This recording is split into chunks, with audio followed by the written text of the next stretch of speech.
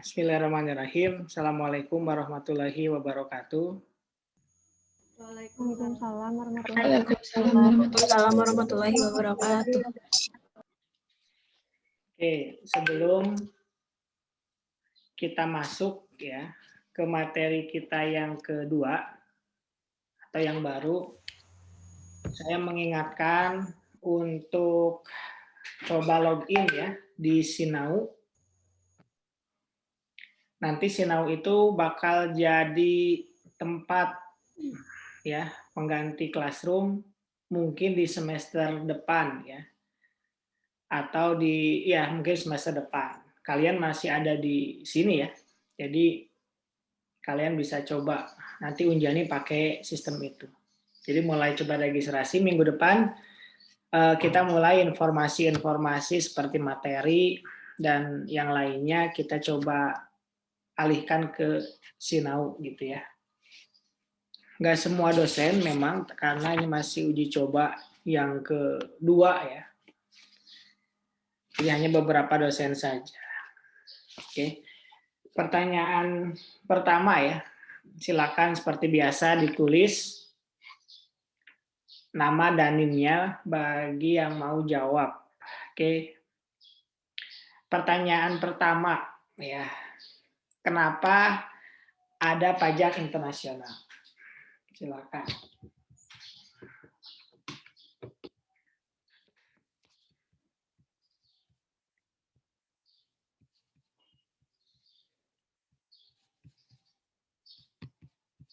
Bentar ya.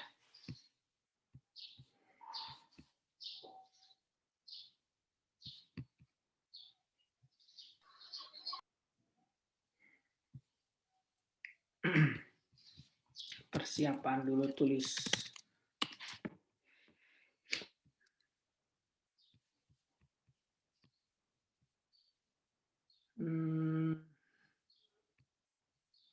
Ya, pertama Winnie Permata, silakan. Iya Pak, suaranya ada nggak Pak?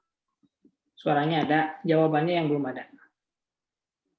Izin menjawab Pak, jadi kenapa adanya pajak internasional? Karena adanya perdagangan dan investasi antar negara. Oke, betul ya.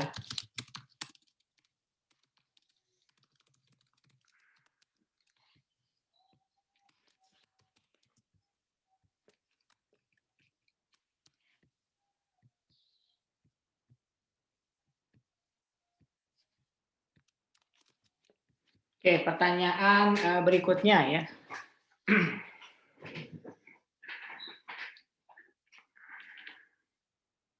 Contoh impor dan contoh ekspor.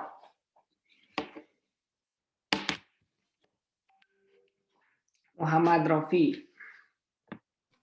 Baik, izin menjawab Pak. Jadi contoh impor misalnya Indonesia membeli benih lobster dari Singapura. Nah, kalau contoh ekspor adalah Indonesia menjual benih lobster ke Malaysia. Itu Pak. Ya, betul ya. Lanjut ya. Ada ini ya berikan contoh dua faktor penghubung ketentuan pajak internasional.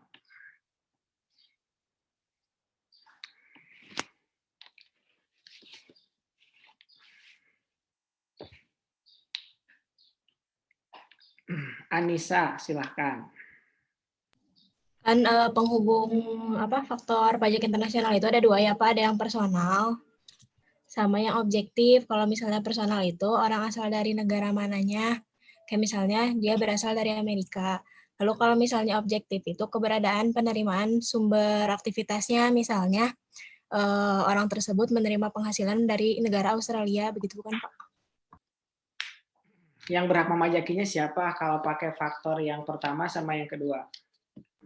Kalau faktor yang pertama yang berhak memajakinya yaitu negara asal orang tersebut jika menggunakan yang objek dari negara yang memberikan aktivitas sumbernya, Pak. Oke, betul ya jawabannya. Terus berikutnya tentang ini apa namanya oh ya gini ya, ada transaksi seperti ini. Misalkan joki, jangan joki Tatang ya. Misalkan Tatang ya, Tatang itu warga negara Indonesia, punya penghasilan di negara Malaysia. Ya, jika menggunakan asas sumber negara mana yang berhak memajakinya? Diva, silakan. Jadi yang berhak memajakinya negara Malaysia, Pak. Karena penghasilannya dari negara tersebut. Oke, betul ya. Terus kalau misalkan selain asas sumber ya, selain asas sumber, asas apa lagi kalau yang memajakinya negara Malaysia? Nita.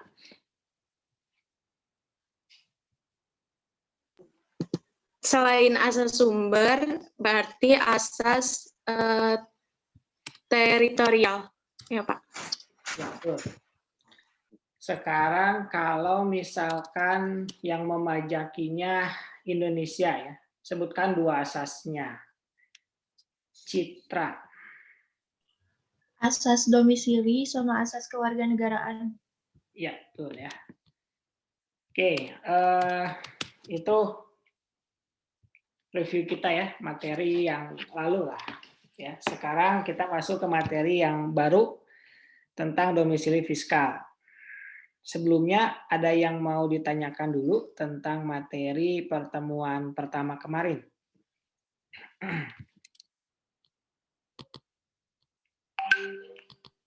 Pak, izin bertanya, Pak. Gimana? Kemarin kan ada pertanyaan yang asas sumber sama asas domisili, apakah bisa disatukan atau tidak, Pak? Gitu. Terus pertanyaannya? Ya, pertanyaannya itu apakah bisa disatukan atau tidak, digabungkan? Jawabannya bisa ya, bisa. Tapi gitu kan, nanti kita akan belajar nih sekarang. Jadi itu tuh dipilihnya oleh satu negara gitu. Jadi sebenarnya ya pada praktiknya negara itu tidak menerapkan pakai asas apa gitu kan. Yang penting saya yang memajakinya. Tapi karena dia nggak bisa sewenang-wenang semua transaksi dia yang memajaki, makanya mereka bikin tax treaty atau P3B. Di P3B itu diatur siapa yang berhak memajaki. Karena ada P3B gitu kan, jadi sudah tidak terlihat lagi dia itu pakai asas apa gitu. Gimana? Baik, Pak. Terima kasih, Pak. Nanti akan terjawab sendiri ya pertanyaan itu setelah mungkin pertemuan 2 ini atau pertemuan 3 gitu. Kita lanjut ya ke materi yang baru yaitu tentang domisili fiskal.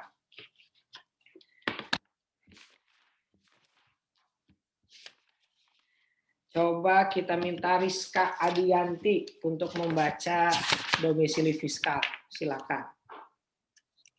Ya, Pak. Pengertian domisili fiskal. Domisili fiskal atau fiscal residence adalah suatu kependudukan yang digunakan untuk tujuan pemajakan. Undang-Undang Nomor 36 Tahun 2008 tentang pajak penghasilan atau sering disebut dengan UU PPH Indonesia menggunakan istilah subjek pajak dalam negeri untuk penduduk dan istilah subjek pajak luar negeri untuk bukan penduduk. Pengaturan dalam UU PPH meliputi pengenaan pajak penghasilan terhadap orang pribadi dan badan.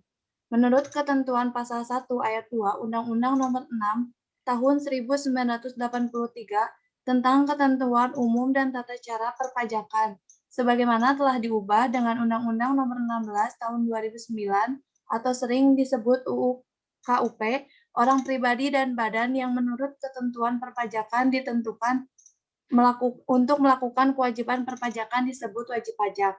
Berdasarkan statusnya, wajib pajak tersebut dikelompokkan menjadi wajib pajak dalam negeri, WPDN, dan wajib pajak luar negeri, WPLN. Umumnya, domisili fiskal tidak selalu dikatakan dengan status kewarganegaraan seseorang atau penduduk menurut Undang-Undang Kependudukan. Indonesia termasuk negara yang menentukan domisili fiskal tanpa melihat apakah seseorang berkewarganegaraan Indonesia atau tidak. Sedangkan Amerika termasuk negara yang menentukan domisili fiskal juga melihat status kewarganegaraan. Setiap warga negara Amerika secara otomatis akan menjadi penduduk untuk tujuan pemajakan di Amerika. Status penduduk atau bukan penduduk akan mempengaruhi pemajakan atas penghasilan seseorang. Pemajakan untuk penduduk umumnya dikenakan menggunakan prinsip worldwide income, sehingga akan dikenakan pajak di negara domisili, baik penghasilan yang diterima atau diperoleh di dalam negeri maupun penghasilan yang diterima atau diperoleh di luar negeri. Sedangkan pemajakan untuk bukan penduduk umumnya dikenakan pajak di negara sumber hanya atas penghasilan yang diterima atau diperoleh dari negara tersebut. Dalam ketentuan perundang-undangan perpajakan di Indonesia dan persetujuan penghindaran pajak berganda atau tax treaty yang berlaku, subjek pajak dalam pajak internasional terbagi dalam 3 kelompok, yaitu 1. Subjek pajak dalam negeri, yang kedua subjek pajak luar negeri, dan yang ketiga badan usaha tetap. Oke.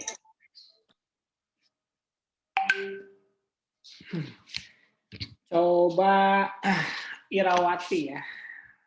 Penjelasannya bagaimana nih Irawati? Tentang domisili fiskal. Gimana Pak? Penjelasan tentang domisili fiskal itu gimana nih?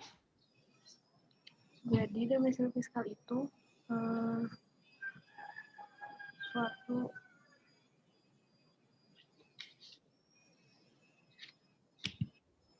domisili fiskal itu suatu kependudukan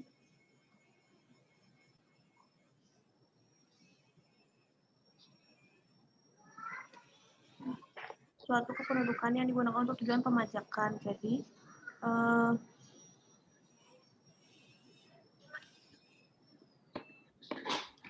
pemajakannya itu nggak selalu dikaitin sama status kewarganegaraan, Pak.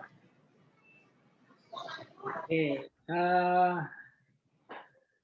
Winnie, apa pentingnya domisili fiskal? Iya Pak, sebentar.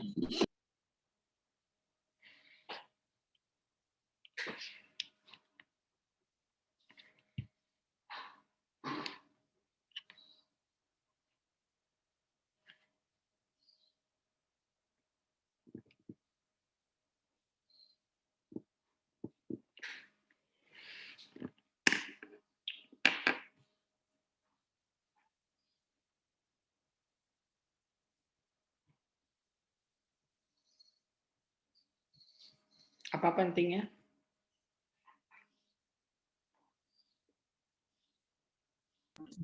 Pentingnya domisili fiskal bukan Pak? Menjadi bukti bagi wajib pajak untuk memperoleh manfaat P3B bukan Pak? Bukan ya. Bisa seperti itu, tapi bukan itu yang dimaksud. Oke, coba kita bahas ya. Nah, pertama, kenapa dibahas domisili fiskal? Karena dalam menentukan siapa yang berhak memajaki, yang harus pertama kali ditentukan adalah domisili fiskalnya. Seperti itu. Jadi setelah tahu ini wajib pajak mana, baru bisa ditentukan siapa yang berhak memajaki. Begitu ya, itu pentingnya domisili fiskal. Di Indonesia, istilah domisili fiskal itu namanya subjek pajak. Kalau orang luar negeri disebutnya subjek pajak luar negeri. Kalau di dalam negeri disebutnya subjek pajak di dalam negeri. Kalau istilah P3B namanya adalah residen ya. Atau yang luar negeri disebutnya non-resident. Seperti itu. Nah, sekarang kita bahas dulu nih pengertian domisili fiskal yang berkaitan diatur oleh Indonesia. Kita bisa lihat di dalam Undang-Undang KUP. Di di dalam Undang-Undang KUP itu kalau subjek pajak tersebut gitu ya sudah memiliki kewajiban perpajakan, disebutnya adalah wajib pajak. Wajib pajaknya pun dibagi jadi dua ya. Kalau dalam negeri disebutnya WPDN, kalau luar negeri disebutnya WPLN. Indonesia sebenarnya tidak menghubungkan antara dia itu kewarganegaraan mana. Yang penting sudah memenuhi aturan KUP, dia disebut wajib pajak. Beda dengan Amerika yang harus menjadi warga negara Amerika dulu baru disebut sebagai wajib pajak dalam negerinya Amerika atau bahasanya residennya Amerika. Seperti itu. Nah, saya tadi udah bilang, residen dan non-residen itu akan mempengaruhi siapa yang berhak memajaki. Karena semua negara menerapkan worldwide income. Apa itu worldwide income? Dimanapun penghasilannya, gitu ya, yang berhak memajaki adalah negaranya. Misalkan Indonesia, ada tadi Tatang, punya transaksi dengan Malaysia. Pengennya Indonesia apa? Memajaki penghasilan Tatang yang ada di Malaysia. Itu yang dinamakan sebagai worldwide income. Seperti itu. Nah, sekarang kita akan rinciin ya pengertian domisili fiskal menurut undang-undang di Indonesia. Ada yang pertama adalah subjek pajak dalam negeri, yang kedua subjek pajak luar negeri, dan yang ketiga badan usaha tetap. Kita akan bahas dulu subjek pajak dalam negeri. Silakan Adik Angel untuk membaca. Baik, Pak. Selanjutnya, yaitu subjek pajak dalam negeri.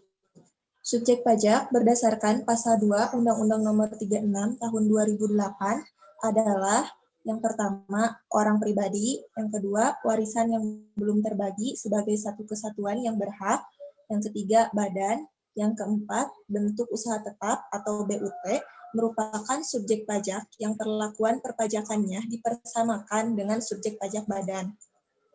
Pengertian dari subjek pajak adalah orang pribadi yang bertempat tinggal di Indonesia. Orang pribadi yang berada di Indonesia lebih dari 183 hari dalam jangka waktu 12 bulan atau orang pribadi yang dalam suatu tahun pajak berada di Indonesia dan mempunyai niat untuk bertempat tinggal di Indonesia. Kemudian, badan yang didirikan atau bertempat ketentuan peraturan perundang-undangan, badan yang didirikan atau bertempat kedudukan di Indonesia, kecuali unit tertentu dari badan pemerintah yang memenuhi kriteria. Yang pertama, pembentukannya berdasarkan ketentuan peraturan perundang-undangan. Yang kedua, pembagiannya bersumber dari anggaran pendapatan dan belanja negara atau anggaran pendapatan dan belanja daerah. Yang ketiga, penerimaannya dimasukkan dalam anggaran pemerintah pusat atau pemerintah daerah. Yang keempat, pembukuannya diperiksa oleh aparat pengawasan fungsional negara. Kemudian yang C, warisan yang belum terbagi sebagai satu kesatuan menggantikan yang berhak untuk menentukan domisili fiskal wajib pajak pribadi, maka subjek pajak dalam negeri menurut Undang-Undang PPH tidak melihat status subjek pajak orang pribadi berdasarkan kewarganegaraan, namun lebih pada faktor berikut. Yang pertama, tempat tinggal. Untuk menentukan seseorang bertempat tinggal di Indonesia, maka bisa dilihat dari hasil sebagai berikut. Mempunyai tempat tinggal atau place of residence di Indonesia yang digunakan oleh orang pribadi sebagai tempat untuk berikut ini. Berdiam yang tidak bersifat sementara dan tidak sebagai tempat persinggahan. B. Melakukan kegiatan sehari-hari atau menjalankan kebiasaannya di Indonesia apabila orang pribadi tersebut mempunyai tempat tinggal di Indonesia yang digunakan untuk melakukan kegiatan sehari-hari terkait dengan urusan ekonomi, keuangan, atau sosial pribadinya. Antara lain turut serta dalam kegiatan-kegiatan di masyarakat, turut serta dalam kegiatan, keanggotaan, atau kepengurusan suatu organisasi, kelompok, atau perkumpulan di Indonesia. C. Tempat menjalankan kebiasaan di Indonesia dalam hal orang pribadi mempunyai tempat di Indonesia yang digunakan untuk melakukan kebiasaan atau kegiatan, baik yang bersifat rutin, sifat atau tidak, sering ataupun tidak, antara lain melakukan aktivitas yang menjadi kegemaran atau hobi. Cukup. Silakan dilanjutkan oleh Ismi ya. Kemudian nanti dijelaskan lagi oleh Rena ya. Silakan persiapan Rena. Silakan Ismi dilanjutkan. Sebelumnya maaf Pak, tadi baru sampai nomor 2 ya, soalnya tadi kurang terdengar. Ya, untuk poin 2 yaitu mempunyai tempat domisili atau place of domicile di Indonesia, yaitu orang pribadi yang dilahirkan di Indonesia yang masih seseorang akan menjadi subjek pajak dalam negeri Indonesia apabila dilahirkan di Indonesia yang masih berada di Indonesia. Untuk A, berapa lama berada di Indonesia? Jangka waktu 183 hari ditentukan dengan menghitung lamanya subjek pajak orang pribadi berada di Indonesia, yang keberadaannya di Indonesia dapat secara terus-menerus atau terputus-putus dan bagian dari hari dihitung penuh 1 hari. Poin B, adanya niat untuk bertempat tinggal di Indonesia. Berdasarkan Peraturan Direktur Jenderal Pajak Nomor PER 43 PJ 2011, subjek pajak orang pribadi dianggap mempunyai niat untuk bertempat tinggal di Indonesia dalam hal berikut. Poin A, dibuktikan dengan dokumen berupa visa bekerja atau kartu izin tinggal terbatas atau KITAS lebih dari 183 hari atau kontrak perjanjian untuk melakukan pekerjaan, usaha, atau kegiatan yang dilakukan di Indonesia selama lebih dari 183 hari. Poin B, melakukan tindakan yang menunjukkan bahwa dirinya akan di Indonesia atau bersiap untuk bertempat tinggal di Indonesia, seperti menyewa atau mengempat, memindahkan anggota keluarga atau memperoleh tempat yang disediakan oleh pihak lain. Selain menentukan wajib pajak orang pribadi, selanjutnya adalah menentukan wajib pajak badan. Berdasarkan UU KUP, badan adalah sekumpulan orang dan atau modal yang merupakan kesatuan, baik yang melakukan usaha maupun tidak melakukan usaha, yang meliputi perseroan terbatas, perseroan komanditer, perseroan lainnya, badan usaha milik negara dan daerah dengan nama dan dalam bentuk apapun, firma, kongsi, koperasi, dana pensiun, persekutuan, perkumpulan, yayasan, masa organisasi sosial politik, atau lembaga, bentuk usaha tetap, dan bentuk badan lainnya termasuk reksadana. Adapun untuk menentukan domisili wajib pajak badan, ketentuan PPh di Indonesia melihat pada 2 faktor, yaitu 1, didirikan di Indonesia apabila pendirian atau pembentukannya berdasarkan ketentuan perundangan di Indonesia, didaftarkan di Indonesia berdasarkan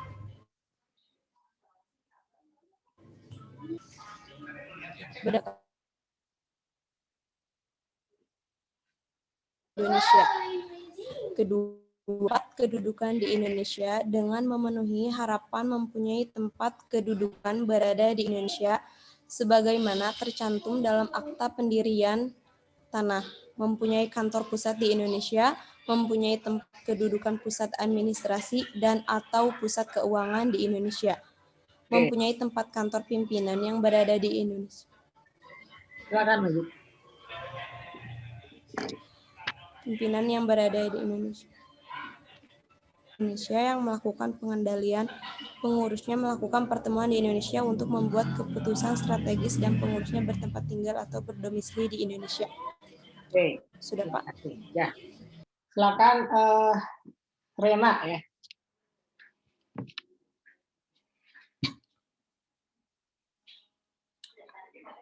Ada Rena, silakan.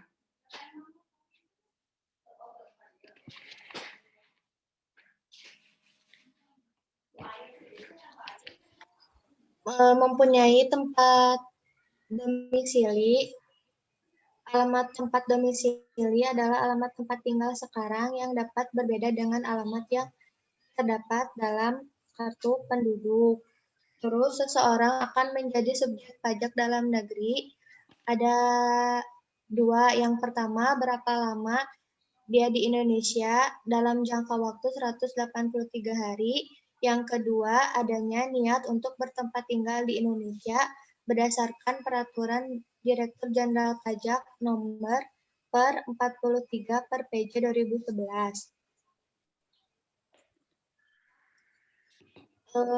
Subjek pajak orang pribadi dianggap mempunyai niat untuk bertempat tinggal di Indonesia dalam berikut. Yang pertama, dibuktikan dengan dokumen berupa visa, bekerja, atau kartu izin tinggal terbatas atau KITAS. Yang kedua, melakukan tindakan yang menunjukkan bahwa dirinya akan bertempat tinggal di Indonesia atau bersiap untuk bertempat tinggal di Indonesia.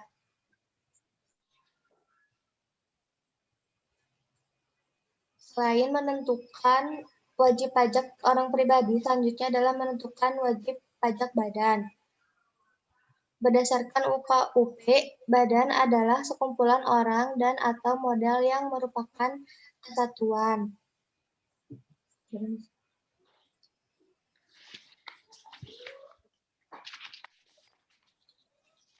Terus ada dua faktor untuk menentukan domisili wajib pajak badan ketentuan PPh di Indonesia. Yang pertama, didirikan di Indonesia. Apabila pendirian atau pembentukannya berdasarkan perundang-undangan di Indonesia, didaftarkan di Indonesia berdasarkan ketentuan perundang-undangan di Indonesia atau di dalam wilayah hukum Indonesia.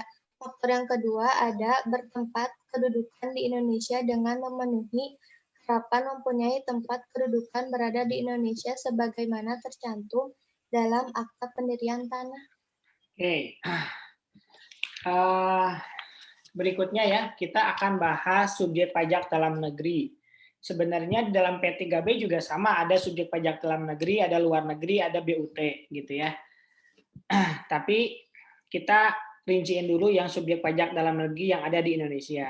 Sebagaimana kita tahu ya, kalau misalkan SPDN ini ada orang pribadi, ada warisan dan badan, kemudian BUT. Kemudian kalau di Indonesia nih ya, kita ngomongin Indonesia dulu. Kalau di Indonesia bukan masalah orang itu bukan warga Indonesia atau bukan. Selama dia berada di Indonesia selama 183 hari dalam jangka waktu 12 bulan gitu ya, maka dia disebut sebagai subjek pajak dalam negeri Indonesia. Gitu. Jadi kalau misalkan paspornya dia bukan paspor Indonesia, kalau dia berada di Indonesia lebih dari 183, disebut sebagai subjek pajak dalam negeri. Nah, kalau misalkan nih, ya silakan dijawab oleh Anissa. Pertanyaannya gini, Anissa.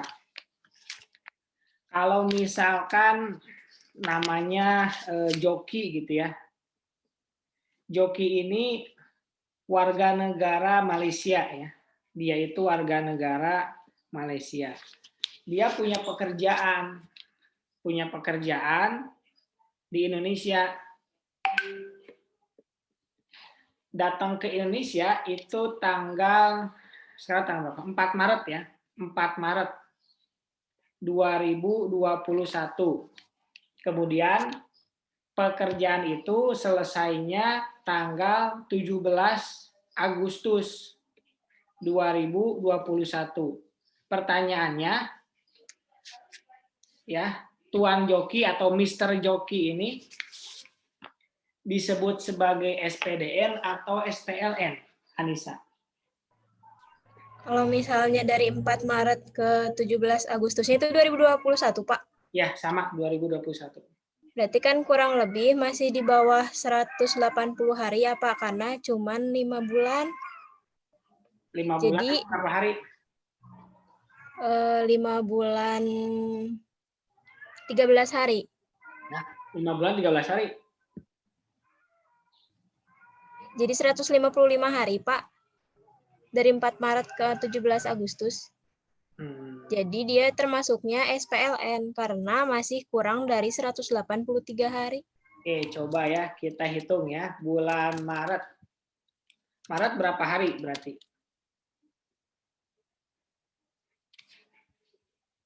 Maretnya berapa hari? 31, Pak. 31. Nah, 31 dong. Kan 4 Maret datangnya. 27, Pak. 27. 27. Tanggal 4-nya dihitung nggak, Anissa? Dihitung, Pak. Jadi berapa? 27 hari, ya kan? Iya. Terus April. April berapa hari? 30, Pak. 30 hari. Maret, April, Mei. Mei berapa hari, Anissa? 31 hari, Pak. 31. Terus Juni berapa hari?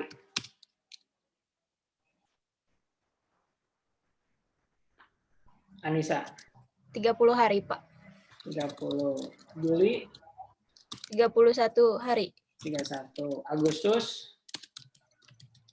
31 hari. Enggak dong, kan tanggal berapa?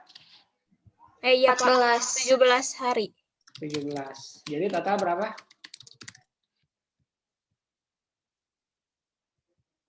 Berapa, Nisa, totalnya? Sebentar, Pak, dihitung.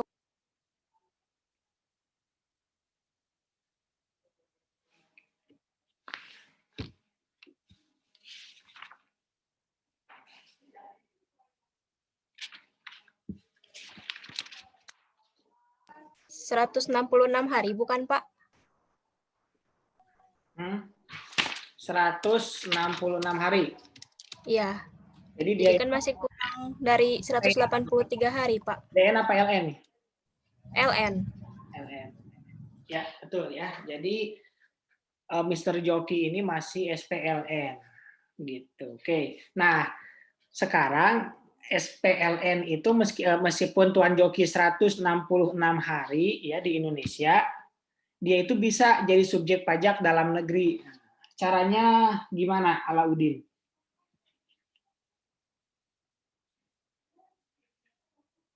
Caranya gimana?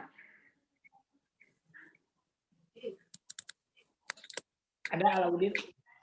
Berapa? Caranya gimana? Biar Mr. Joki ini jadi subjek pajak dalam negeri Indonesia. Caranya gimana? Dia kalau mau itu, Pak, dia harus mempunyai tempat tinggal di Indonesia, Pak. Terus apa lagi? Terus bisa menjalankan kebiasaan di Indonesia, yang ada di Indonesia, terus melakukan kegiatan atau bisnis yang ada di Indonesia, Pak. Oke. Betul ya. Jadi Mr. Joki ini bisa jadi subjek pajak dalam negeri. Caranya gimana? Dia beli aja rumah di Indonesia atas nama dia, gitu ya. Atau dia sewa tempat tinggal di Indonesia yang tahunan gitu. Misalkan sewa setahun gitu. Nah, itu kan menandakan kalau dia itu mau bertempat tinggal di Indonesia. Atau gitu ya. Atau dia itu bawa keluarganya ke negara Indonesia. Misalkan Mr. Joki itu udah punya anak dan udah punya istri, dibawa ke Indonesia gitu. Terus sekolahin anaknya gitu kan di Indonesia. Nah, itu menandakan dia itu mau bertempat tinggal di Indonesia. Seperti itu. Ya. Berikutnya, dia juga bisa melakukan atau menjadi subjek pajak dalam negeri Indonesia dengan cara memberikan atau menunjukkan yang namanya kitas ya. Tapi di kitas itu harus menunjukin kalau dia berada di Indonesia itu lebih dari 183. Tapi kan masalahnya dia udah ketahuan ya, tanggal 17 Agustus pulang. Begitu. Nah, sekarang apa bedanya ya domisili sama tempat tinggal? Coba Citra. Apa bedanya domisili sama tempat tinggal? Ada, Citra? Ini Pak ada. Apa bedanya, Citra?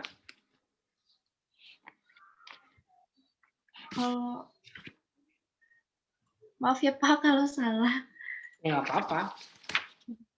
Kalau misalkan domisili mah di mana kita berada itu. Kalau tempat tinggal di mana dia berada gitu. Coba.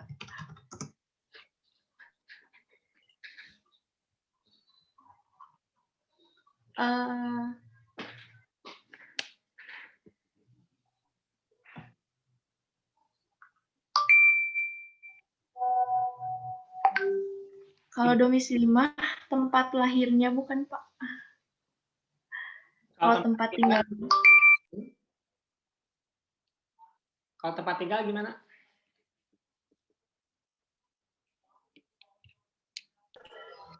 Kalau tempat tinggal mah ya di mana dia berada sekarang gitu, Pak.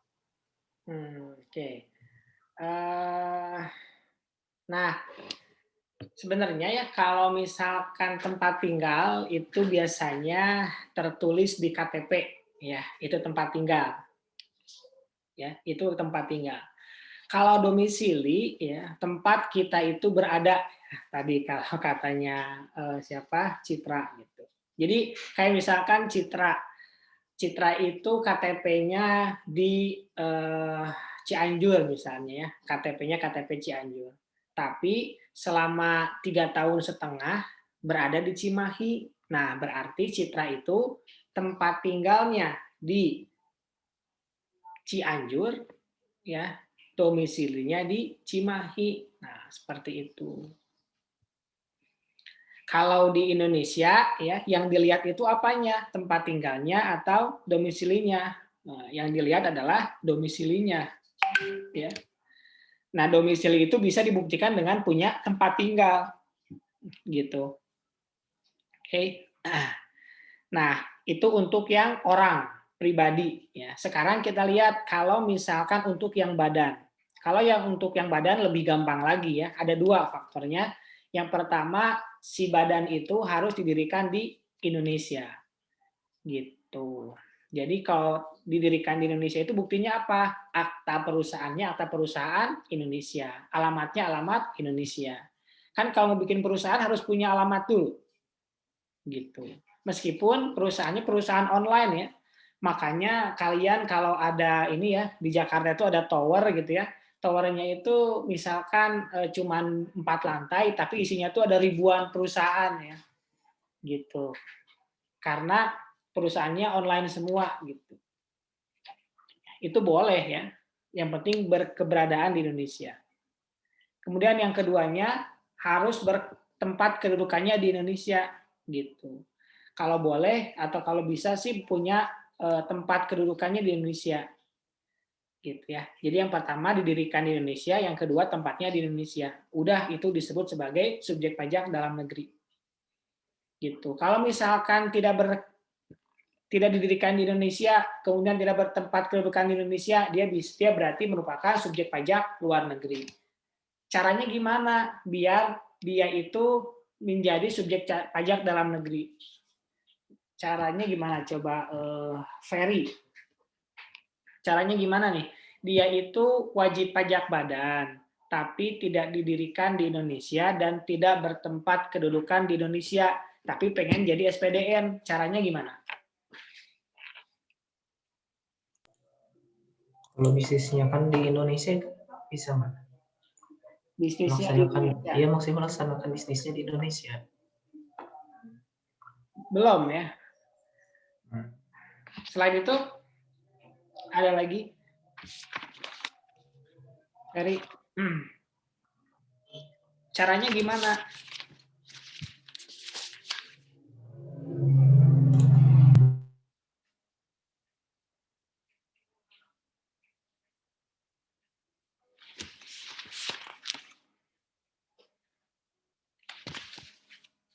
Caranya gimana?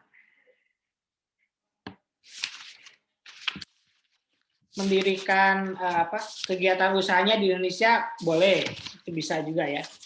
Selain itu ada lagi?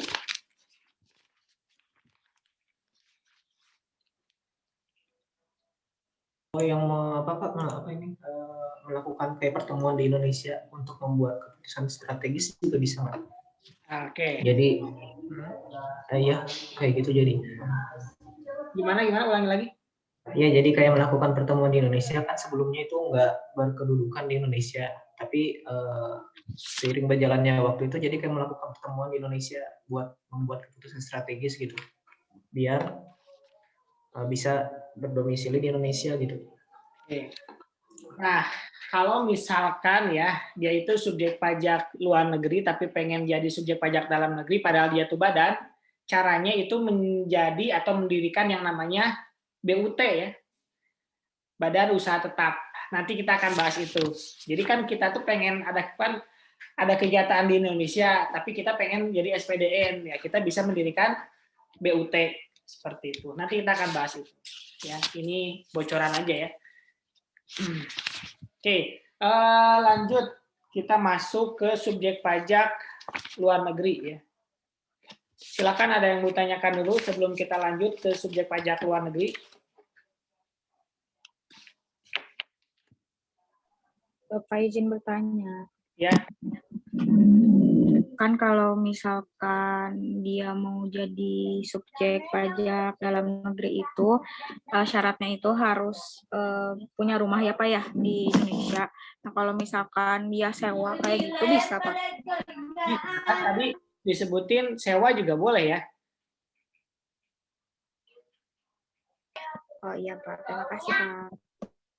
Mana ya? Tadi ada tulisannya. Nih, yang bersifat sementara, kan sementara itu artinya sewa kan? Gitu. Makanya kalau misalkan ada orang gitu ya yang datang ke kamu sementara gitu ya, hanya untuk meninggalkan luka, itu namanya sementara gitu ya. Bukan permanen. Gitu. Ada lagi?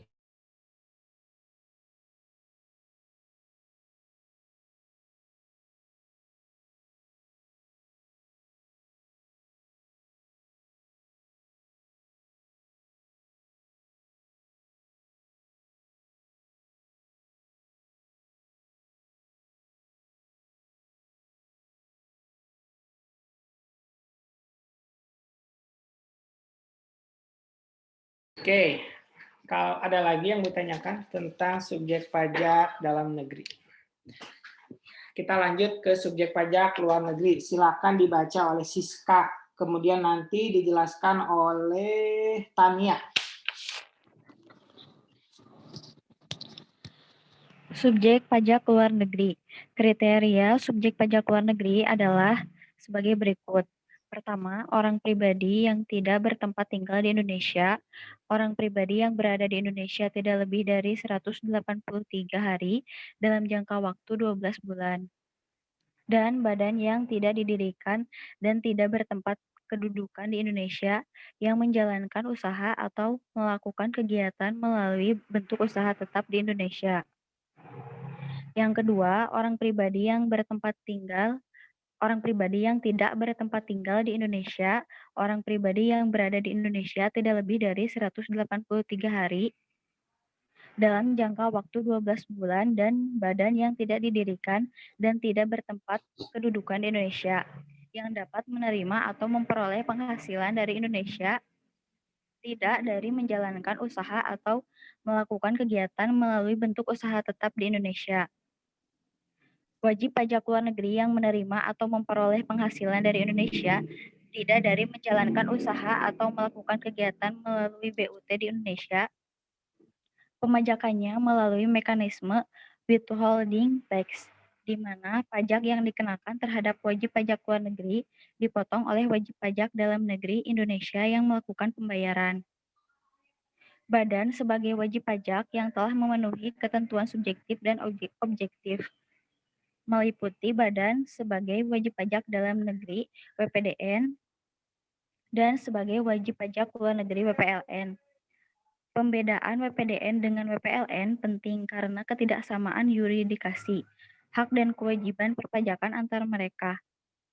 Selanjutnya, sesuai dengan cara memperoleh penghasilan, badan sebagai WPLN dapat dikelompokkan kepada badan yang menjalankan usaha atau melakukan kegiatan di Indonesia melalui suatu bentuk usaha tetap atau BUT. PPLN yang memperoleh penghasilan aktif atau tanpa BUT, PPLN yang memperoleh penghasilan pasif atau kapital. Kedua kelompok PPLN tersebut dikenakan pajak dengan ketentuan atau sistem dan prosedur yang berbeda. Oke, silakan Tania.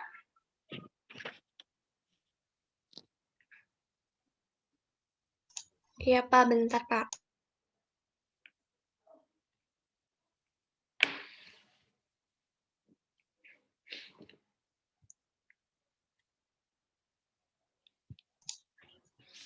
Jadi subjek pajak luar negeri itu yaitu orang pribadi yang tidak bertempat tinggal di Indonesia, orang pribadi yang berada di Indonesia lebih dari 183 hari dalam jangka waktu 12 bulan. Lalu wajib pajak luar negeri itu menerima atau memperoleh penghasilan di Indonesia tidak dari menjalankan usaha atau melakukan kegiatan melalui BUT di Indonesia. Pemajakannya itu melalui withholding tax, di mana pajak yang dikenakan terhadap pajak luar negeri itu dipotong oleh wajib pajak dalam negeri di Indonesia yang melakukan pembayaran. Lalu badan sebagai wajib pajak meliputi Badan Wajib Pajak Dalam Negeri atau WPDN dan sebagai wajib pajak luar negeri atau WPLN. Perbedaan WPDN dan WPLN itu penting karena ketidaksamaan yuridikasi, hak dan kewajiban perpajakan antara mereka. Selanjutnya, sesuai dengan cara memperoleh penghasilan, badan sesuai WPLN dapat dikelompokkan kepada badan yang menjalankan usaha atau melakukan kegiatan di Indonesia melalui sebuah bentuk usaha tetap atau BUT, WPLN juga yang memperoleh penghasilan aktif atau tanpa BUT, atau WPLN yang memperoleh penghasilan pasif atau kapital. Kedua kelompok WPLN tersebut dikenakan pajak dan dikenakan pajak dengan ketentuan sistem dan prosedur yang berbeda. Udah Pak. Nah, untuk menentukan subjek pajak luar negeri gampang ya. Jadi selama kita tahu dan paham tentang subjek pajak dalam negeri gitu kan, pasti ya yang tidak masuk ke dalam SPDN pasti SPLN. Gitu.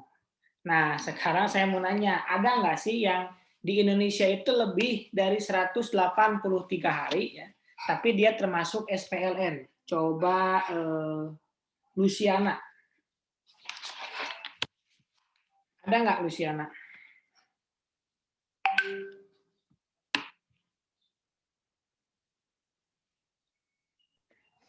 Ada apa yang tidak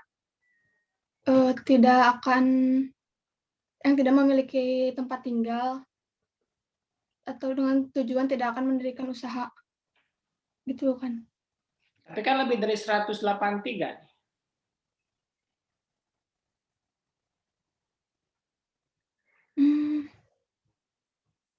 Siapa? Ada nggak? Atau nggak ada? Dia lebih dari 183 hari di Indonesia, tapi tetap jadi SPLN.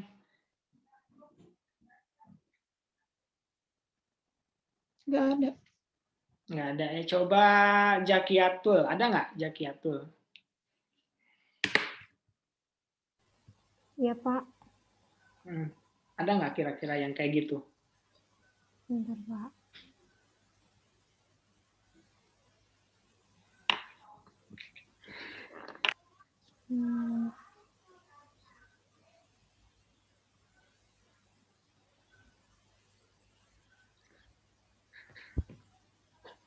Kalau 183 harinya tidak dalam jangka waktu 12 bulan, gimana Pak? Bisa. Boleh. Betul. Ada lagi selain itu?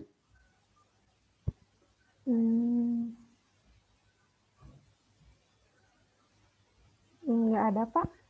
Nggak ada. Pak, kalau pertukaran pelajar masuk nggak, Pak? Pertukaran pelajar, kenapa pertukaran pelajar? Iya, kalau lebih dari 183 hari gitu, Pak.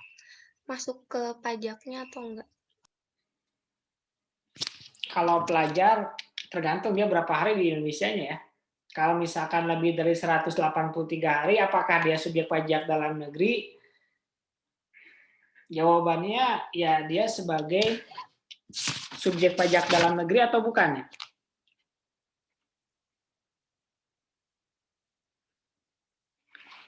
Dia punya penghasilan di Indonesia nggak? Si yang pertukaran pelajar itu? Enggak, Pak. Jadi kayak pertukaran pelajar biasa aja gitu. Oke.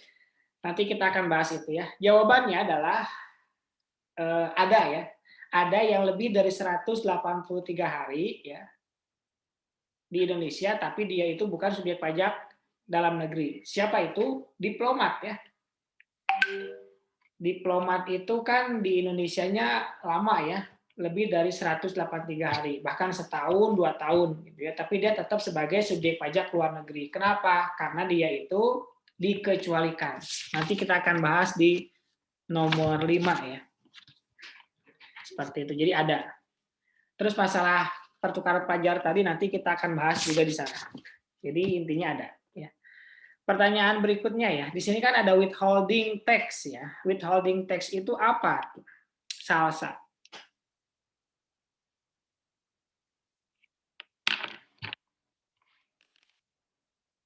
Withholding tax apa?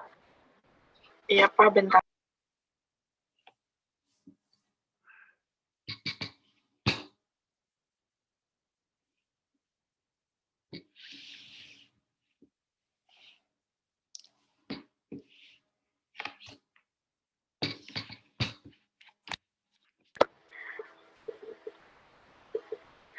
Withholding tax, pajak yang dikenakan terhadap wajib pajak luar negeri, dipotong oleh wajib pajak dalam negeri.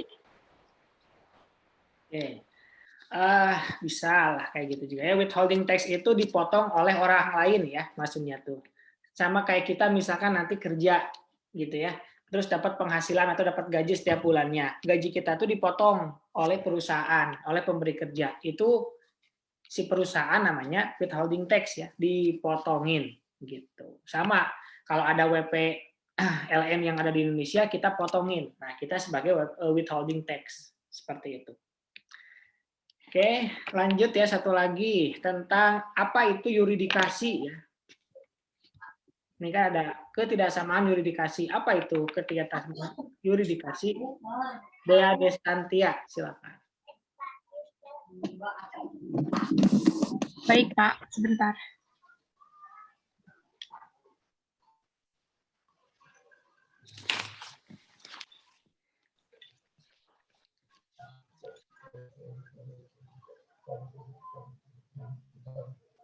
Yuridikasi adalah wilayah atau daerah tempat berlakunya sebuah undang-undang yang berdasarkan hukum.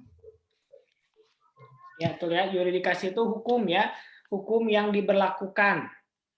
Jadi kalau kita WPDN berarti kita wajib dipotong pajak berdasarkan undang-undang di Indonesia. Tapi kalau kita WPLN kita harus dipotong berdasarkan tax treaty antar negara. Makanya harus ditentukan dulu kita domisili fiskalnya di mana. Seperti itu. Oke, kita lanjut ke perbedaan subjek pajak dalam negeri dan luar negeri. Sebelumnya ada yang mau tanyain tentang subjek pajak luar negeri?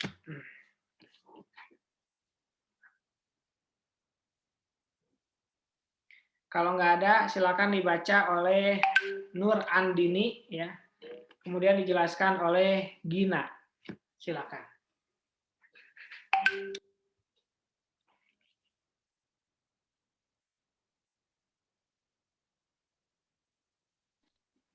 Perbedaan subjek pajak dalam negeri dan luar negeri. Badan sebagai wajib pajak yang telah memenuhi ketentuan subjektif atau objektif melalui Badan sebagai wajib pajak dalam negeri atau WPDN dan sebagai wajib pajak luar negeri atau WPLN. Pembedaan WPDN dan dengan WPLN penting karena ketidaksamaan yuridikasi. hak dan kewajiban perpajakan antara mereka. Selanjutnya, sesuai dengan cara memperoleh penghasilan, badan sebagai WPLN dapat dikelompokkan kepada badan yang menjalankan usaha atau melakukan kegiatan di Indonesia melalui suatu bentuk usaha atau BUT. WPLN yang memperoleh penghasilan aktif atau tanpa BUT, WPLN yang memperoleh penghasilan pasif atau kapital. Kedua kelompok WPLN tersebut dikenakan wajib pajak ketentuan sistem dan prosedur yang berbeda. Perbedaan yang penting yang lain antara WPLD dengan WPLN dengan WPDN antara lain sebagai berikut. Wajib pajak dalam negeri dikenai wajib atas penghasilan baik yang diterima atau diperoleh dari Indonesia maupun dari luar negeri. Sedangkan wajib pajak luar negeri dikenai pajak hanya atas penghasilan yang berasal dari sumber penghasilan di Indonesia. Yang kedua, wajib pajak dalam negeri dikenai pajak berdasarkan penghasilan neto dengan tarif umum, sedangkan wajib pajak luar negeri dikenai pajak berdasarkan penghasilan bruto dengan tarif pajak sepadan. Yang ketiga, wajib pajak dalam negeri wajib menyampaikan surat pemberitahuan tahunan pajak penghasilan sebagai sarana untuk menetapkan pajak yang terutang dalam suatu tahun pajak. Sedangkan wajib pajak luar negeri tidak wajib menyampaikan surat pemberitahuan tahunan pajak penghasilan karena kewajiban pajaknya dipenuhi melalui pemotongan pajak yang bersifat final. Oke, silakan. Gina. Jadi perbedaan dari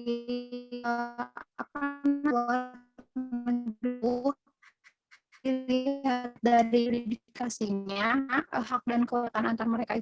Lalu juga dilihat dari pajak penghasilan yang diperoleh. Kalau wajib pajak dalam negeri itu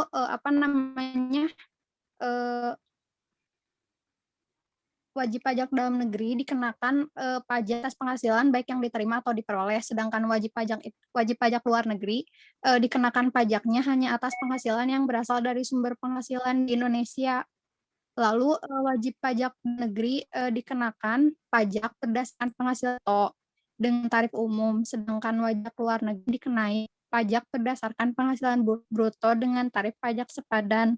Lalu wajib pajak dalam negeri wajib menyampaikan pemberitahuan tahunan penghasilan, sedangkan wajib pajak luar negeri tidak wajib menyampaikan surat penghasilan sebagai surat pemberitahuan tahunan.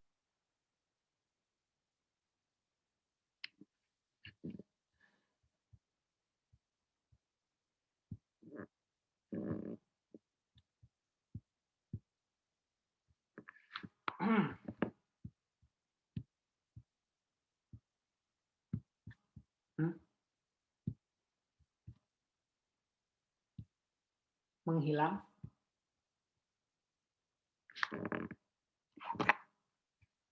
Oke, kita lihat ya. Perbedaan subjek pajak dalam negeri dan luar negeri. Nah, ini ada 3 ya. Dari ketiga ini, kalau misalkan kita sebagai negara, ya, kita sebagai negara itu lebih menguntungkan mana? Dalam negeri atau luar negeri? Hasni. Ya, Pak. Kalau kita sebagai negara, mendingan banyakkan dalam negeri apa luar negeri? Dalam negeri. Kenapa?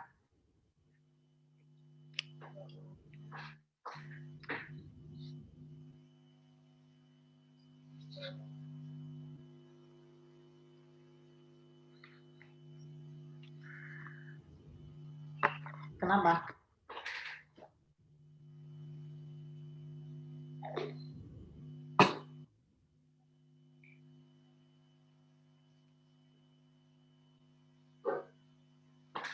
Kenapa Hasni? Tahu, Pak. Sebenarnya di kata-kata.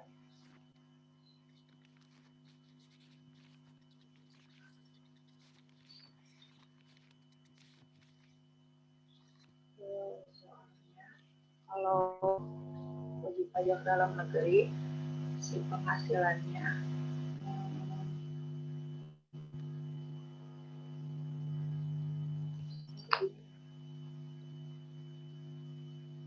apa?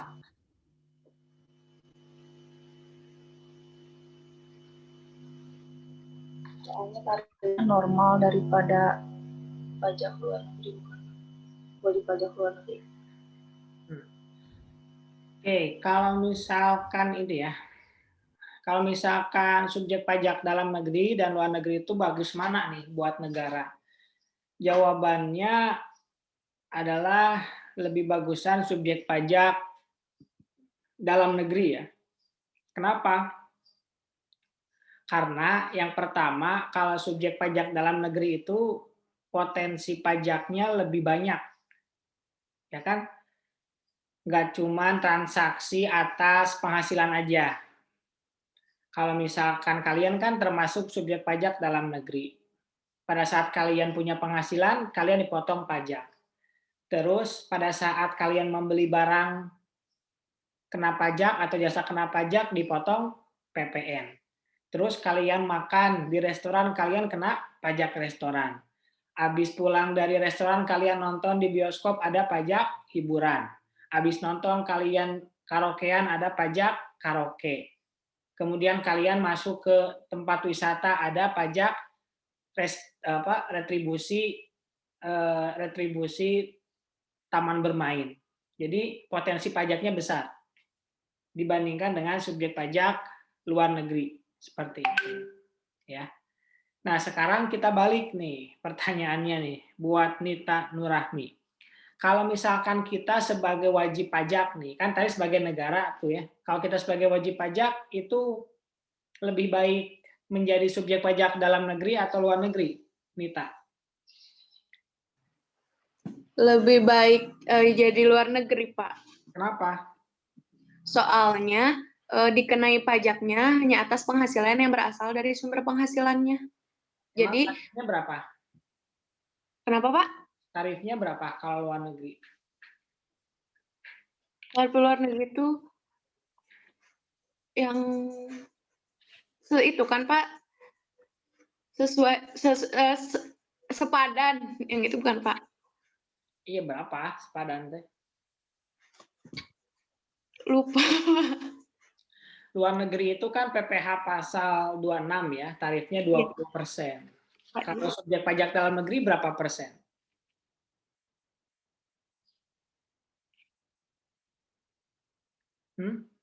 Pajak subjek pajak dalam negeri orang pribadi berapa persen?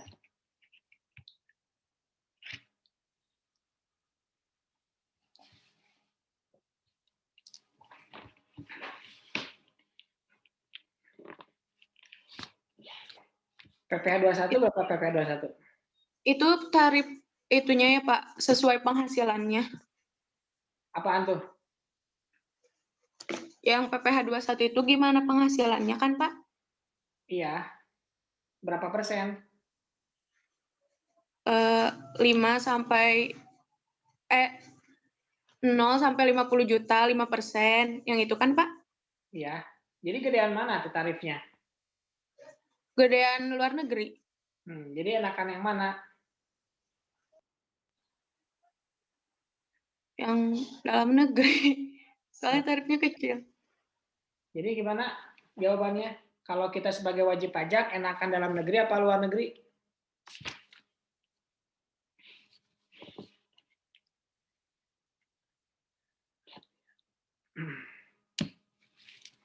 Gimana? Dalam negeri, Pak. Dalam negeri ya? Iya. Ya, kalau misalkan kita bandingkan dengan seperti itu, enakan jadi dalam negeri karena tarifnya cuma 5%. Ya. Tapi kan kita harus bayar pajak yang lain ya. Jadi kita harus hitung-hitungan lagi ya, mana yang lebih menguntungkan, apakah dalam negeri atau luar negeri. Tapi kalau kita sebagai subjek pajak luar negeri, kita tuh dipotong di pajaknya di luar negeri dan juga di dalam negeri, gitu ya. Jadi jawabannya nanti akhirnya tergantung ya. Tergantung kepada kegiatan kita atau aktivitas kita. Seperti itu. Ada yang mau ditanyakan dulu untuk perbedaan SPDN dan SPLN? Kalau nggak ada, kita lanjut ke BUT. Dibaca oleh Adinda, dijelaskan kembali oleh Diva. Silakan Adinda. Baik, Pak. Bentuk usaha tetap atau BUT. Bentuk usaha tetap pada pasal 2 ayat 5 Undang-Undang PPH adalah bentuk usaha yang dipergunakan oleh orang pribadi yang tidak bertempat tinggal di Indonesia. Orang pribadi yang berada di Indonesia tidak lebih dari 183 hari dalam jangka waktu 12 bulan. Dan badan yang tidak didirikan dan tidak bertempat kedudukan di Indonesia untuk menjalankan usaha atau melakukan usaha atau melakukan kegiatan di Indonesia yang dapat berupa 1. Tempat kedudukan manajemen, 2. Cabang perusahaan, 3. Kantor perwakilan, 4. Gedung kantor, 5. Pabrik, 6. Bengkel, 7. Gudang, 8. Ruang untuk promosi dan penjualan, 9. Pertambangan dan penggalian sumber alam, 10. Wilayah kerja pertambangan minyak dan gas bumi, 11. Perikanan, peternakan, pertanian, perkebunan, dan kehutanan, 12. Proyek konstruksi, instalasi, atau proyek perakitan, 13. Pemberian jasa dalam bentuk apapun oleh pegawai atau orang lain sepanjang dilakukan lebih dari 60 hari dalam jangka waktu 12 bulan, 14. Orang atau badan yang bertindak selaku agen yang kedudukannya tidak bebas, 5. Agen atau pegawai dari perusahaan asuransi yang tidak didirikan dan tidak bertempat kedudukan di Indonesia yang menerima premi asuransi atau menanggung risiko di Indonesia.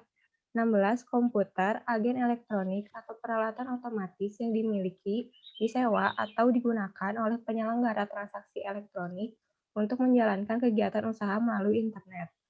Yang keenam, tidak termasuk subjek pajak.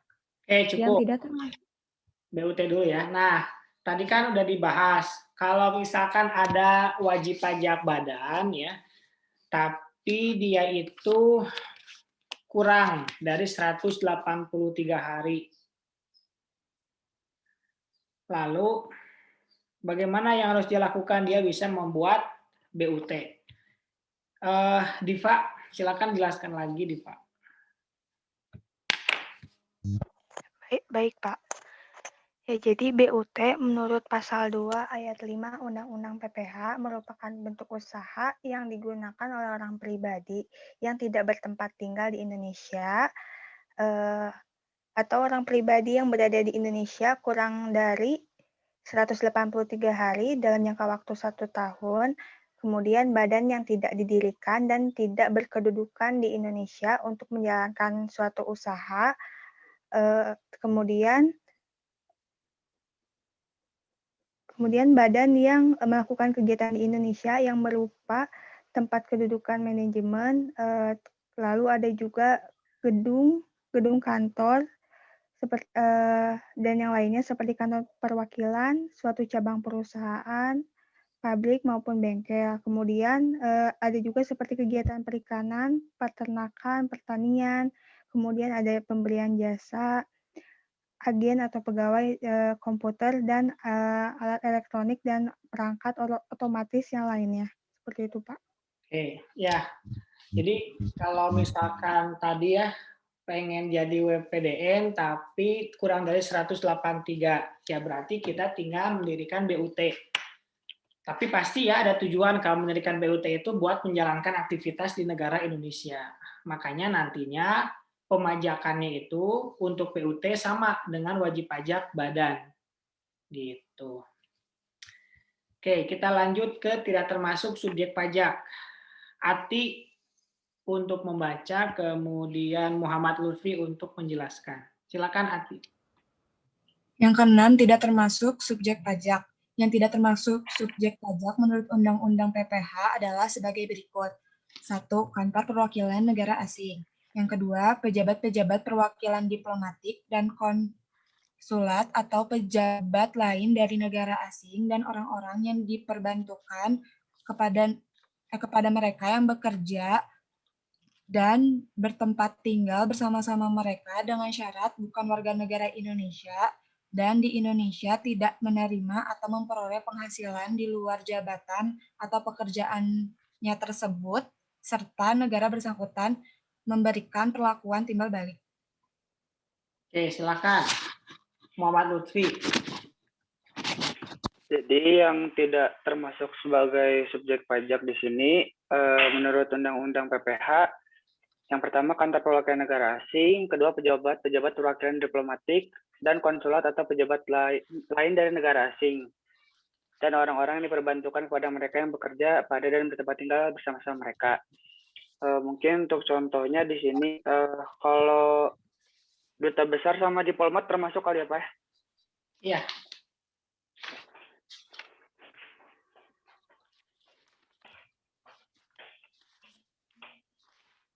Ya, tadi udah juga. Lanjut. Mau lanjut, silakan. Enggak apa, udah aja. Oh, sebentar ya. Masa laki-laki sebentar. Oke, lanjut ya. Nah, yang tidak termasuk subjek pajak ya, tadi udah dijelaskan kalau lebih dari 183 tapi bukan subjek pajak dalam negeri, mungkinkah? Jawabannya mungkin. Nah, contohnya seperti kantor perwakilan negara asing. Kayak misalkan ada WHO di Indonesia gitu ya, ada embassy itu apa ya? Duta besar ya apa? Iya kan duta besar Indonesia, negara mana di Indonesia gitu kan. Nah, orangnya pun, orang yang di dalam kantor tersebut juga tidak termasuk subjek pajak seperti diplomat gitu ya, kemudian pejabat-pejabat WHO gitu ya, dan lain sebagainya. Nah, itu yang kita bahas yang ada di negara Indonesia. Ya, subjek pajak yang ada di Indonesia. Ada yang pertama tadi subjek pajak dalam negeri, ada subjek pajak luar negeri, dan yang ketiga adalah BUT. Bukan BUT-UT ya, tapi BUT aja. Oke, kita lanjut nih, subjek pajak yang ada di dalam P3B. Apakah sama dengan Indonesia? Oke, kita akan bahas. Silakan Agnes Luciana.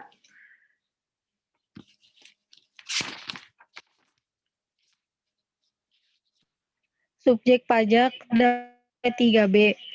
Dalam P3B atau Persetujuan Penghindaran Pajak Ganda atau Tax Treaty, pasal yang mengatur tentang subjek pajak ada pada artikel 1, persons covered, yang isinya yaitu this convention shall apply to person who are residents of one or both of the contracting states.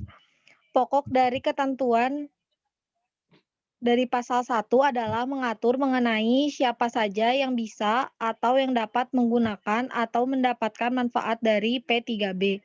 Pada prinsipnya, ketentuan P3B hanya dapat diberlakukan kepada subjek pajak yang menjadi penduduk di salah satu atau di kedua negara pihak persetujuan. Dengan demikian, penduduk negara lain atau di luar negara yang membuat P3B tidak dapat mendapatkan manfaat dari P3B. Untuk membuktikan bahwa subjek pajak tersebut merupakan penduduk negara pihak persetujuan lazim digunakan sarana administratif berupa surat keterangan domisili atau SKD yang dikeluarkan oleh pejabat yang berwenang negara pihak persetujuan. Pasal 1 menggunakan istilah person. Interpretasi dari person di sini adalah meliputi individual person, yaitu orang pribadi, dan legal person, yaitu badan. Hal ini sejalan dengan sudut pandang keduanya merupakan penyandang hak dan kewajiban hukum. Dengan kata lain, memiliki hak dan kewajiban yang diakui secara hukum, termasuk masalah pajak. Jika dicermati, pasal 1 menggunakan istilah penduduk, tidak menggunakan istilah warga negara.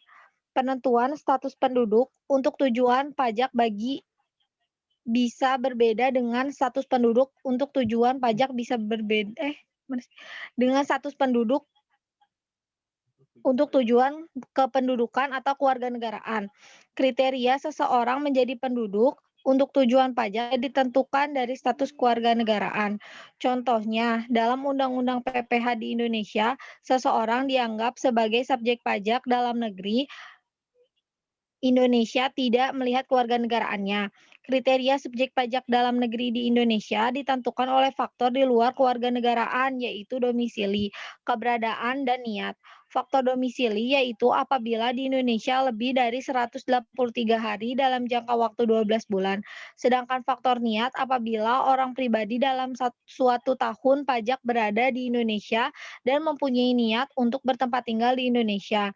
Dengan demikian, terbuka peluang orang asing bukan warga negara Indonesia untuk kepentingan pajak diberlakukan sebagai subjek pajak dalam negeri Indonesia.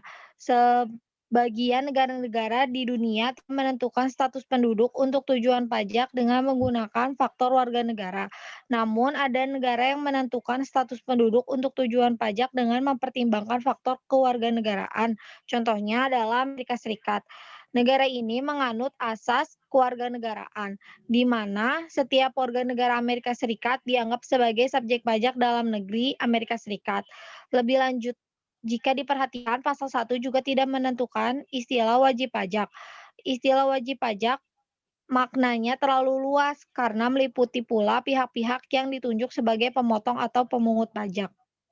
Oke, silakan Dea Aprilia untuk menjelaskan kembali.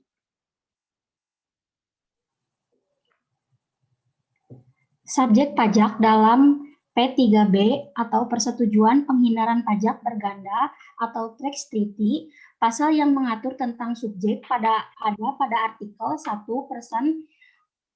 covered yang isinya yaitu this convention shall apply to person who are resident of one or both of the contraction state. Pokok dari ketentuan dari pasal 1. Saya dijelasin ya, bukan dibaca ya. Tadi dibacanya udah, sekarang tinggal dijelasin. Tadi bacanya udah sama Agnes ya.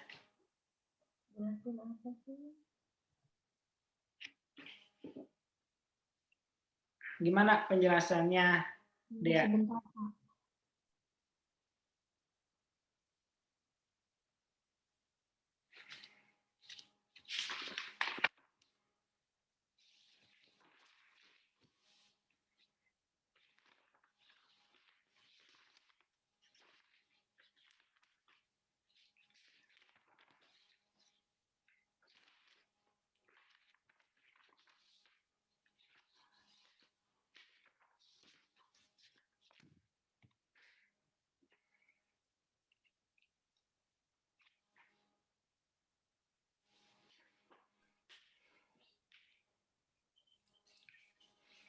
Sebentar, Pak. Nungguin apa? Kan tadi udah dibaca oleh Agnes.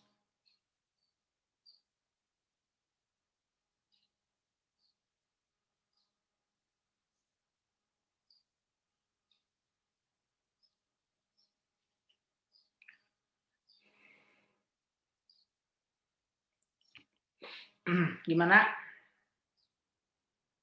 Jadi, P3B itu hanya dapat diberlakukan kepada subjek pajak yang menjadi penduduk di salah satu atau kedua negara pihak dengan persetujuan.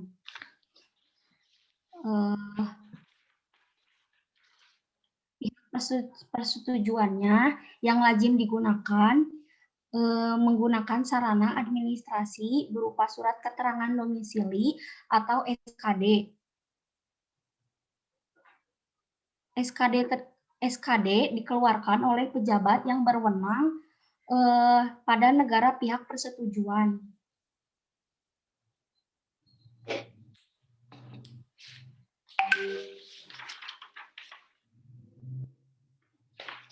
Oke, kita lihat ya, masuk ke subjek pajak dalam P3B ya. P3B itu namanya ya sama ya kayak di Indonesia gitu. Nanti di pasal 1 itu menjelaskan yang dimaksud sebagai subjek pajak dalam negeri Indonesia itu bagaimana, kemudian subjek pajak dalam negeri negara mitra itu bagaimana. Itu di pasal 1 gitu ya. Jadi kalau misalkan P3B ini nanti menjadi dasar ya, dia tuh dipajakinya di negara mana. Kalau di warga negara Indonesia gitu ya, kemudian di pasal disebutkan yang berhak memajaki adalah negara asal, berarti warga negara Indonesia. Begitupun sebaliknya, seperti itu. Kalau di istilahnya P3B namanya person ya.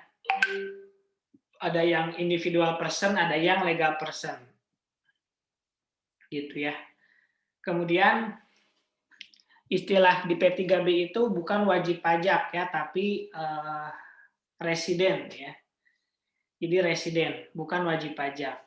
Nah, kalau misalkan di Indonesia disebut wajib pajak Indonesia ya kalau kalau lebih dari 183 seperti itu. Makanya penentuan wajib pajak itu ya disebut sebagai time test ya. Time test itu ngetes waktu berapa lama dia berada di suatu negara. Dilihatnya dari mana? Dilihatnya dari yang pertama dari visanya ya. Visa tinggal. Dia berada di Indonesia berapa lama. Kemudian yang kedua bisa dilihat juga dari paspor. Ya. Atau yang ketiga bisa dilihat juga dari tempat dia menginap atau hotel. Atau yang keempat bisa dilihat dari KITAS ya, kartu identitas. Nah, itu yang bisa dijadikan dasar time test yang dilakukan oleh Fiskus untuk menentukan dia itu wajib pajak mana. Seperti itu. Ya. Kita lanjutkan nih. Pembagian hak pemajakan dibaca oleh Putri Azahra, dijelaskan oleh Muhammad Rofi. Silahkan.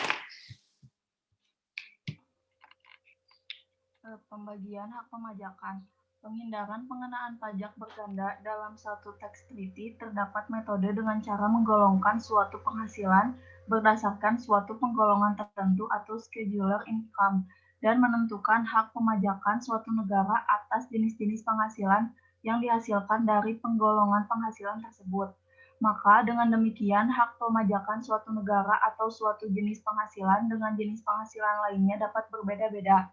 Penentuan jenis penghasilan ini menjadi hal penting dikarenakan akan menentukan negara mana yang berhak memajaki atas penghasilan tersebut. Menurut Firwan 2019. Pasal-pasal yang mengatur tentang hak pemajakan suatu negara atas jenis-jenis penghasilan tersebut disebut sebagai distributive rules atau assignment rules atau allocation articles. Pada umumnya, penggolongan penghasilan dalam pasal-pasal yang disebut sebagai distributive rules tersebut adalah sebagai berikut. 1. Active income merupakan penghasilan yang berasal dari kegiatan usaha dan pekerjaan. Pada teks treaty dikategorikan sebagai active income yaitu business profit, independent personal service, dependent personal service. Yang kedua, passive income merupakan penghasilan yang berasal dari investasi dalam bentuk tangible atau intangible properties termasuk dalam bentuk financial investment.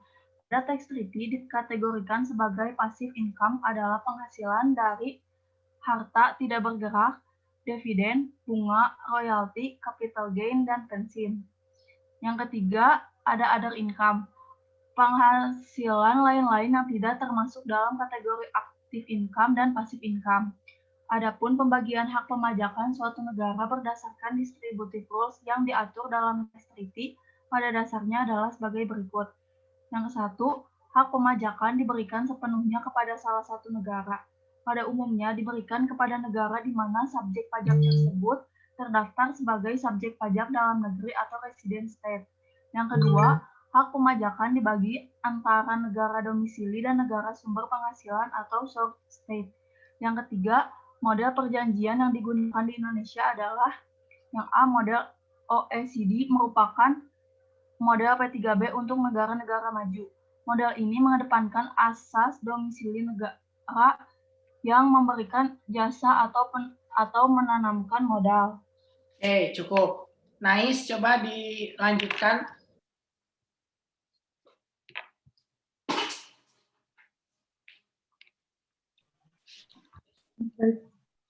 Baik, Pak. Selanjutnya poin B, model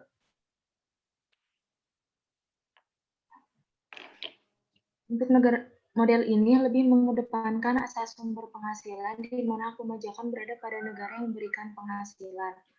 Selanjutnya, dalam hal pembagian hak pemajakan kepada suatu negara, tax treaty yang dikembangkan OECD model cenderung untuk memberi, dengan kata lain, ketentuan-ketentuan yang pajakan negara sumber. Model tax treaty yang dikembangkan oleh OECD terminologi yang digunakan untuk menyatakan bahwa pemajakan atas suatu penghasilan hanya diberikan kepada suatu negara yang biasanya diberikan kepada negara di mana subjek pajak tersebut terdaftar sebagai subjek pajak dalam negeri atau resident state adalah shall be taxable only in. Akhirnya, jika hak pemajakan tersebut hanya diberikan kepada suatu negara, maka negara lainnya tidak dapat untuk mengenakan pajak, sehingga isu pengenaan pajak berganda atas suatu penghasilan jika menggunakan terminologi ini seharusnya tidak akan terjadi karena hak pemajak diberikan sepenuhnya kepada negara domisili dan negara sumber tidak dapat mengenakan pajak atas penghasilan tersebut. Sudut pandang lain, jika menggunakan terminologi yang menyatakan bahwa hak pemajakan atas suatu penghasilan dibagi antara negara domisili dan negara sumber adalah may be taxed in, artinya adalah negara sumber juga dapat mengenakan pajak atas penghasilan tersebut. Apabila masing-masing negara mengambil penghindaran atas pemajakan berganda ini memberikan keringanan pajak berganda melalui mekanisme tax credit method atau income exemption method tergantung kepada ketentuan domestik negara domisili. Indonesia, dalam hal ini Direktorat Jenderal Pajak menggunakan kedua model sesuai dengan kondisi dalam perundingan dengan dasar kepentingan nasional. OECD model memiliki karakteristik melindungi hak pemajakan negara domisili dalam wujud pencantuman definisi istilah ke dalam P3B. Untuk mencegah penggunaan definisi yang terdapat dalam hukum domestik negara sumber dan pembatasan hak pemajakan negara sumber seperti syarat-syarat, time test yang lebih panjang, dan pembatasan tarif pajak. Sedangkan UN model lebih condong melindungi hak pemajakan negara sumber. Indonesia sudah memiliki P3B dengan berbagai negara. PLN atau SPLN yang berada di Indonesia dapat menggunakan haknya dari tax treaty yang terjalin apabila dapat melampirkan DJT 1 yang memenuhi syarat dan tepat waktu. Oke, cukup. Silakan Muhammad Rofi untuk dijelaskan kembali. Baik, Pak. Mengenai poin 8 yaitu pembagian hak pajak di mana penghindaran pengenaan pajak berganda dalam suatu tax treaty terdapat metode dengan cara menggolongkan suatu penghasilan. Nah, penggolongan tersebut dibagi menjadi disebut dengan yang namanya scheduler income, dan itu tuh untuk menentukan hak pemajakan suatu negara atas jenis penghasilan yang dihasilkan dari penggolongan tadi. Nah, dari tersebut penggolongan penghasilan dalam pasal-pasal tersebut yang disebut dengan maaf sebelumnya, jadi dalam hal tersebut tuh pasal-pasal yang mengatur tentang hak pemajakan suatu negara tuh dibagi menjadi jenis-jenis penghasilan seperti distributive rules, assignment rules, and allocation articles. Nah, di mana penggolongan penghasilan tersebut dalam pasal-pasal yang tadi disebutkan bahwa distributive rule itu adalah sebagai berikut. Yang pertama ada 3 poin. Yang pertama itu ada active income, di mana contohnya seperti business profit, independent personal service, dan sebagainya. Lalu yang kedua ada passive income, di mana passive income ini berasal dari investasi dalam bentuk tangible maupun intangible, seperti contohnya adalah penghasilan dari harta tidak bergerak, dividen, bunga, royalti, capital gain, dan sebagainya. Lalu yang ketiga, poin terakhir yaitu other income, di mana penghasilan lain-lain yang tidak termasuk dalam kategori active income dan passive income. Nah, lalu ada pembagian nih pembagian hak pemajakan suatu negara berdasarkan tadi pengelompokan penghasilan tersebut, yaitu distributive rules yang diatur dalam tax treaty pada dasarnya adalah sebagai berikut. Yang pertama itu hak pemajakan diberikan sepenuhnya kepada salah satu negara. Lalu yang kedua, hak pemajakan dibagi antara negara domisili dan negara sumber penghasilan.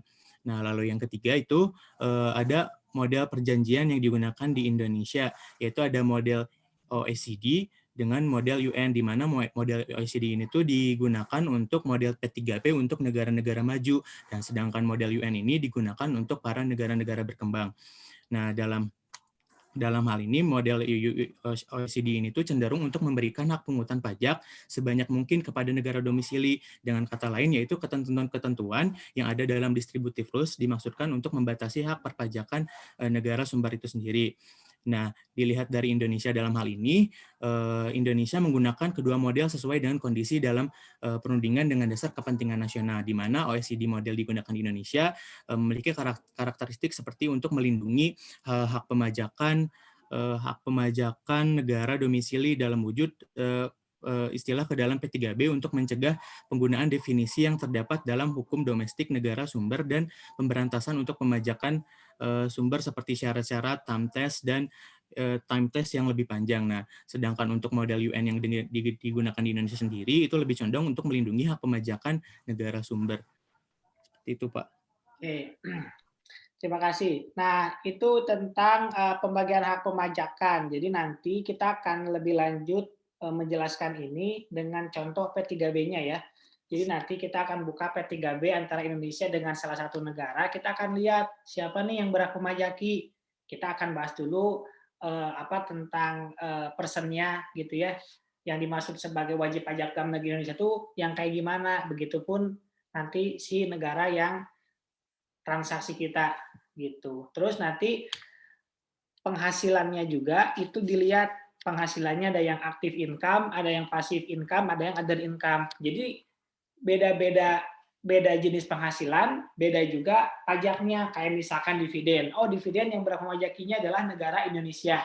Kalau dividennya ada di Indonesia. Kalau misalkan artis, kalau artis penghasilannya di Indonesia, berarti dia yang berhak memajaki adalah Indonesia. Jadi beda-beda.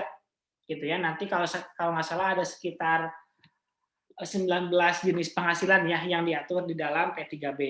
Gitu. Nanti kita akan buka sama-sama gitu ya. Ini hanya menjelaskan tentang isi P3B itu. Pertama tadi ya, ada penjelasan tentang dia tuh wajib pajak negara mana, kemudian income atau penghasilan yang diatur dalam P3B, disebutnya distributive rules ya. Gitu. Seperti itu. Oke, selanjutnya tentang SKD ya, surat keterangan domisili, dibaca oleh Sherin. Silakan Sherin. Ya Pak. Yang ke-9 yaitu surat keterangan domisili.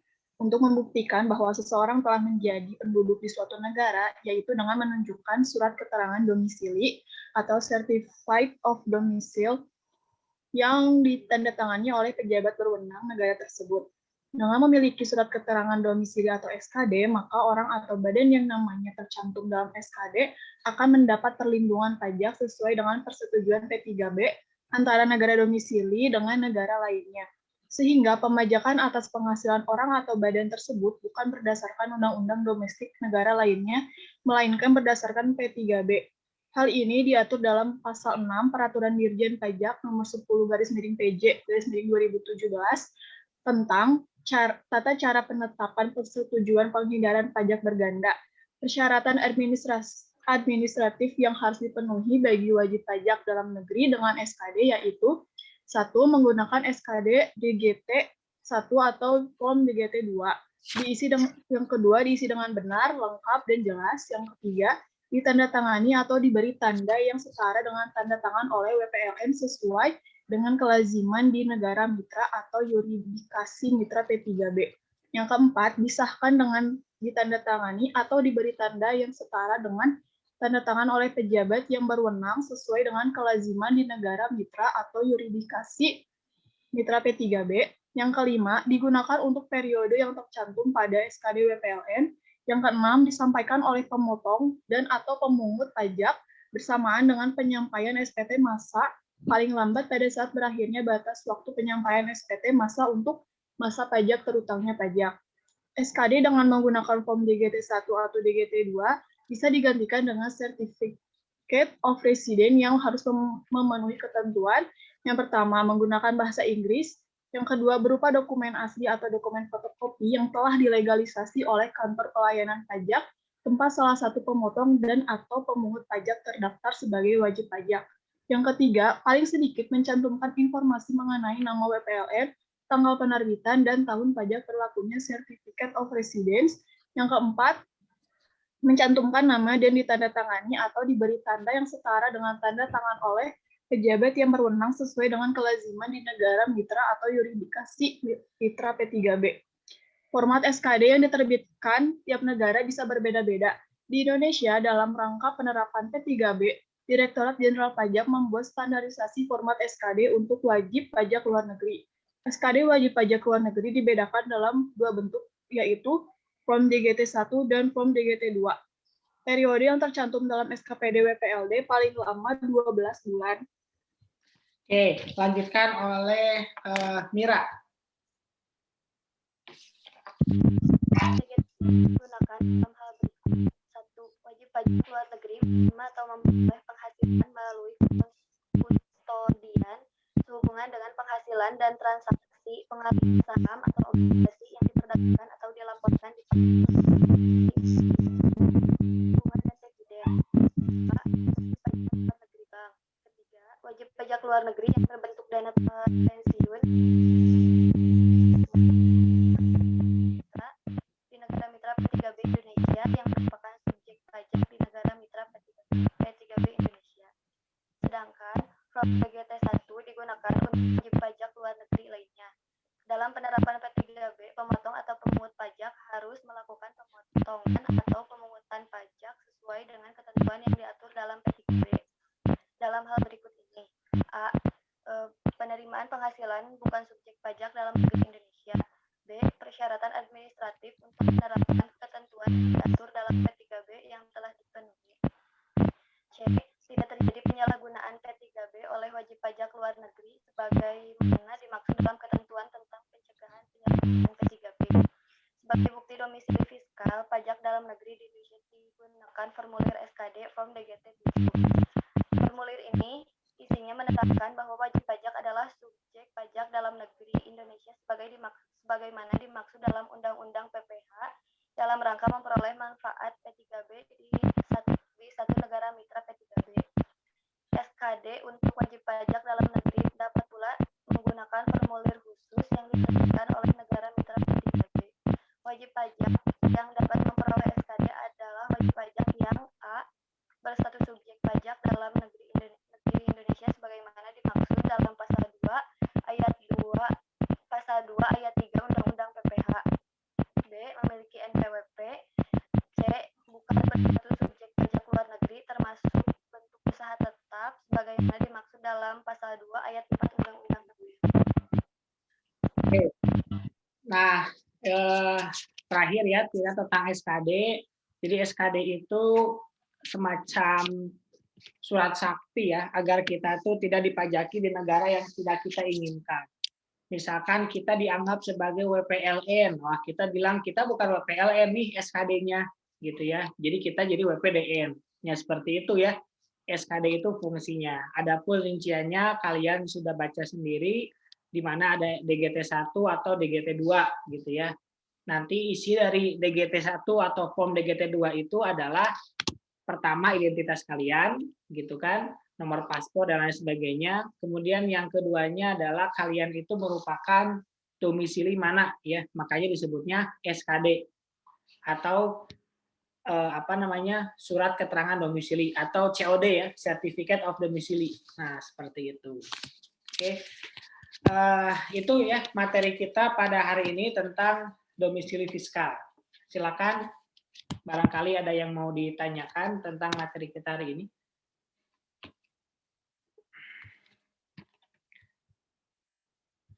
Jangan lupa nanti masuk ke ke Sinau ya.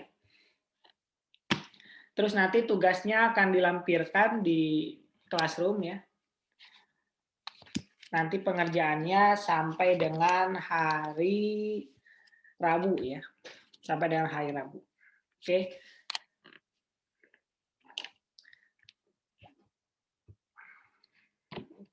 Oke, cukupkan sekian aja. Kalau nggak ada pertanyaan, nanti kita akan ketemu lagi pertemuan yang akan datang. Terima kasih semuanya. Semoga tetap dalam keadaan sehat. Assalamualaikum warahmatullahi wabarakatuh. Waalaikumsalam warahmatullahi wabarakatuh. Terima kasih, Pak.